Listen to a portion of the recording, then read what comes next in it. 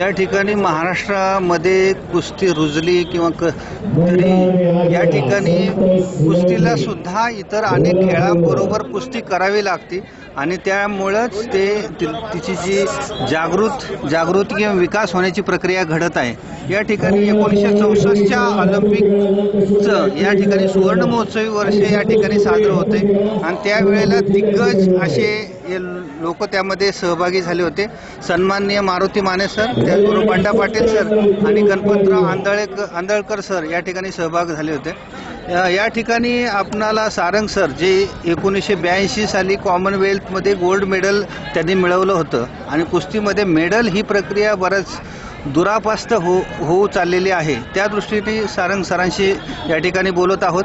Sir, हा 50 वर्ष जे ऑलिम्पिक सहभागाचं सुरू होतंय 2015 साली, तर त्या दृष्टीने तुमचं काय मत आहे की काय योगदान असायला पाहिजे कुस्तीमध्ये? वास्तविकता जर आपण या जे आपले महाराष्ट्रातल्या ऑलिम्पिकला जे पैलवान सहभागी झाले होते त्यांचा आदर्श डोळ्यापुढे ठेवून आताच्या पिढीनं की आपण तसा जर सराव केला आणि त्यांना जर मूलभूत सुविधा उपलब्ध करून दिल्या, जशा परदेशामध्ये त्यांच्या अंगचे गुण ओळखून त्या खेळाडूंना ज्या सर्व सुविधा पुरवल्या जातात, तसंच ह्याही आमच्या लहान वयातच ह्या मुलांना जर त्या सुविधा दिल्या आणि तर ते मुलं सुरुवातीपासूनच मॅटवरचा चांगला कसून व्यायाम घेतील आणि भविष्य काळात ह्या जे ऑलिम्पिकला सहभागी झालेत, मारुती माने, गणपतराव आंदळकर, बंडा पाटील रेटरेकर यांचा आदर्श घेऊन त्यांनी त्या स्पर्धेमध्ये जर प्रावीण्य मिळवलं किंवा सहभागी झालेत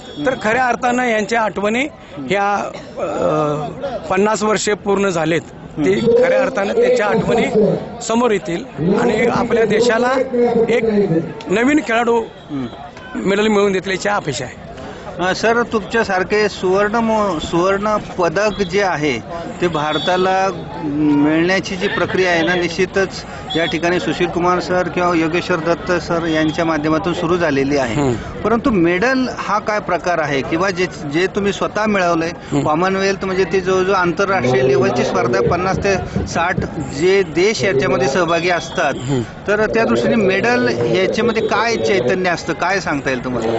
ही स्पर्धा देश लेवलवर झाल्यानंतर ती आंतरराष्ट्रीय लेवलवर स्पर्धा होते, म्हणजे जागतिक लेवलला होते। जगातले सर्व पैलवान त्याच्यामध्ये सहभागी होतात आणि त्यामध्ये जे मेडल मिळाल्यानंतर जो आनंद होतो किंवा आपण सर्वश्रेष्ठ असा त्याचा बहुमान आपल्याला मिळतो, जगात आपण श्रेष्ठ ठरतो, त्या मेडलचा हा महत्त्व आहे, त्या मेडलचं महत्त्व आहे। निश्चितच सर, तुमच्या या माध्यमातून या ठिकाणी साऱ्या भारतवर्षाने तो सुवर्ण महोत्सवी सुवर्ण युग त्यावेळेला साजरं केले आणि हे सुवर्ण महोत्सवी वर्ष हे तुमच्या माध्यमातून ह्या यूट्यूबच्या माध्यमातून संपूर्ण भारतामध्ये प्रचलित आणि प्रसारित होईल याबद्दल मला निश्चितच आशा आहे। धन्यवाद सर।